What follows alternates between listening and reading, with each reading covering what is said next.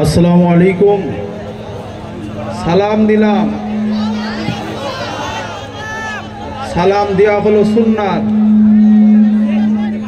উত্তর দেওয়া ওয়াজিব, মানে আপনাকে উত্তর দিতেই হবে।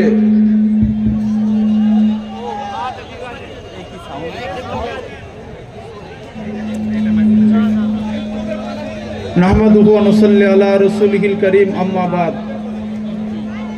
সমস্ত প্রশংসা সেই মহান আল্লাহ পাক, যিনি আপনাকে আমাকে সকলকে সুস্থ শরীরে ভালোবেসে তিনি তেনার বান্দাদেরকে একত্রিত করে এক জায়গায়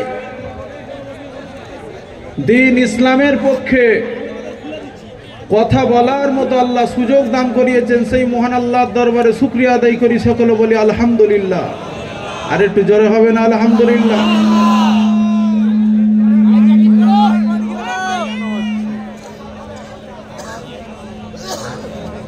আজ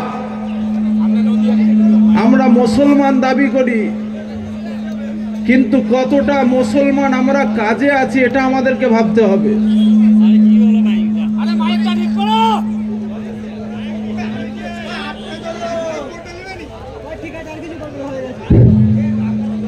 আজকে আমরা মুসলমান দাবি করি, কথা শোনেন, মুসলমান আমরা দাবি করি, কিন্তু আমাদের কাজ কর্মটা কতটা মুসলমান আছে এটা আমাদেরকে ভাবতে হবে।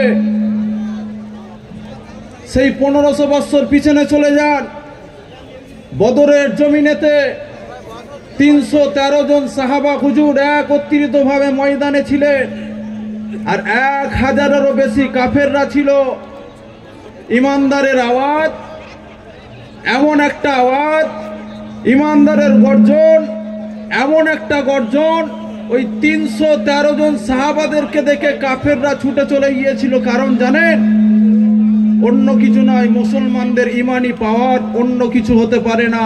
ইমানদারের পাওয়ার আল্লাহ দিয়েছে, আমরা সেই ইমানদারের পাওয়ারটাকে সঠিক জায়গায় কাজে লাগাতে পারি না। অতএব আজকের দিনে আমরা দলভুক্তভাবে একত্রিতভাবে এই ময়দানে এসেছি। এই ময়দান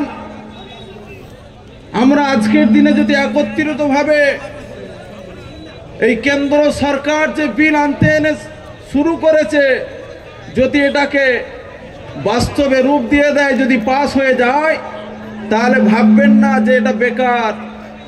আপনার মসজিদটা ওয়াকফের জায়গায় আছে, আপনার মাদ্রাসাটা ওয়াকফের জায়গায় আছে, আপনার ঈদগাহটা ওয়াকফের জায়গায় আছে। যখনই বিলটা পাস হয়ে যাবে, তখনই ওই সরকার থেকে নেতৃত্ব আসবে যে সপ্তাহে একদিন করে ছুটি দেওয়া হবে, মসজিদে একদিন তালা মারা হবে। কথা ঠিক না? বল, জোরে বলে, জোরে বলে। তাহলে আজকের দিনে যে আব্বাস সিদ্দিকী যে হকের ওপরে যে কথাটা বলছে, এই বিলটাকে বাতিল করার বিরুদ্ধে, যে আজকের দিনে